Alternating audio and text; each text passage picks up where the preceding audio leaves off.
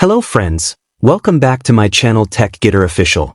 In this video, I'm going to show you how to fix the MS Gaming Overlay pop-up error on your Windows 11 computer. This issue usually appears when the Xbox Game Bar or Game DVR settings are not configured correctly, but don't worry, the fix is very simple. To get started, click on the Start menu and search for Registry Editor. Open the Registry Editor and allow the permission prompt. Now, in the left panel, expand the following folders step by step. HKey Current User, Software, Microsoft, Windows, Current Version. Here, look for a folder called Game DVR.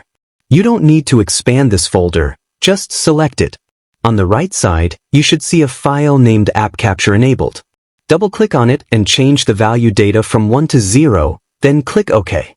If you do not see this file, simply right-click in the empty space, select New DWORD, 32-bit, value, and name it App Capture Enabled. After creating it, double-click the file, set the value data to 0, and press OK. Once you've done this, the MS Gaming Overlay pop-up error should be fixed on your Windows 11 system.